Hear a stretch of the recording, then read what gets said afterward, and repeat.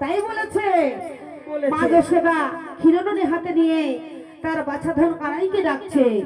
ওরে ক্ষীরনদী হাতে লয়া তাতে মাঝ সোহনার কানাইবে গেল